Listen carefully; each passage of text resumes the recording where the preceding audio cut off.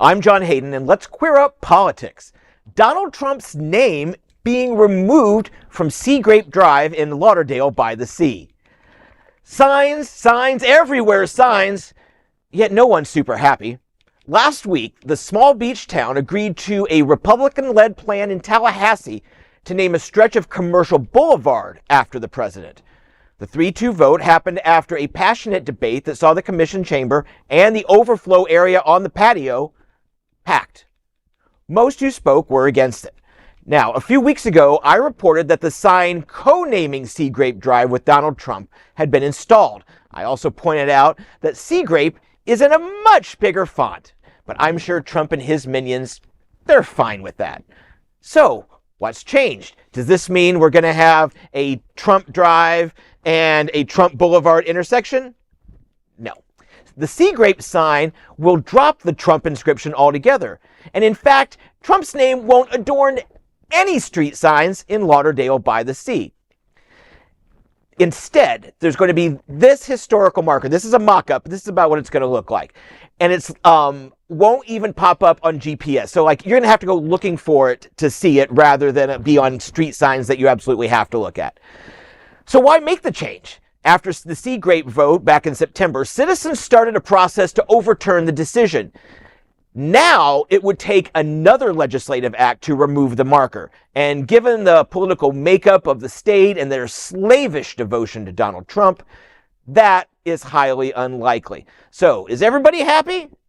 No. But in this political climate, in this weird red state, a win is a win. And I say, take the win. It's kind of like the Ronald Reagan Turnpike. I believe there's one person I talked with said there are 18 markers along the whole way, which would be about one marker per county. And it's not when you go onto the on-ramps or the exit, it doesn't say you are entering the Ronald Reagan Turnpike. No. It just says Florida's Turnpike. Yeah. So this is about what it's going to be. It's going to be a marker that you're really not going to notice, and it's not going to be on anyone's address or street. So given what's going on here, I'm kind of okay with it.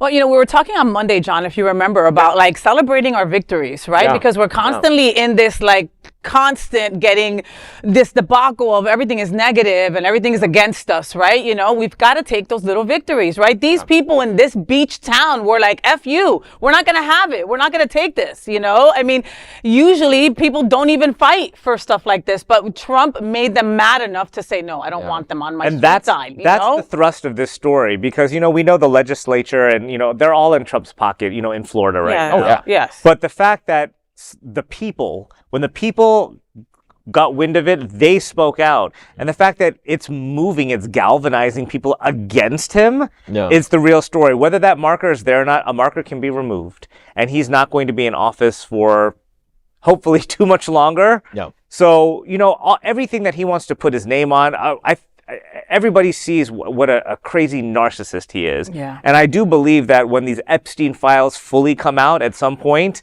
that the stench of Donald Trump is going to be removed from pretty much everything in our public life. We just have to be patient with it. So it's not going to bother me as much whether that sign is there or not because we have bigger fish to fry and it's just a sign. But the real story is that the people who probably normally wouldn't have made such a ruckus about it actually did, you know? And they attended these meetings and they were like, hell no, not my street. I mean, I think that's beautiful. That's democracy. That's what we're fighting for. You can't even get them to come out for the baseball field or whatever, but, you know, they came out for this. You can't get them to come and vote. Hey, vote in November, okay? But they came out for this. Yeah. Well, you know, and as long as you're going to bring that up, I'll say this is quite a contrast. And it was even noted from the dais during this debate or afterwards that like 100+ people were there, like 58, 60 people signed up to speak on this, right? About it was really not going to really affect you. You know what I mean? However, about a month ago, they had a town hall meeting to discuss their new fire safety provider. Who's going to be responding when you have a fire, when you've got someone choking, when you've got someone going into anaphylactic shock? And there were like 3 citizens there. And I think, you know, you guys rightly point out, we need to show up more than just these galvanizing issues. But that is a story for another day. Yeah. Today, baby, take your win. Whoop, whoop, whoop, whoop. Yeah, Lauderdale by the Sea. Whoop, whoop. And there is no other queer nonprofit media platform like this in the entire world. Support our LGBTQ stories by sharing them and subscribing to Queer News Tonight.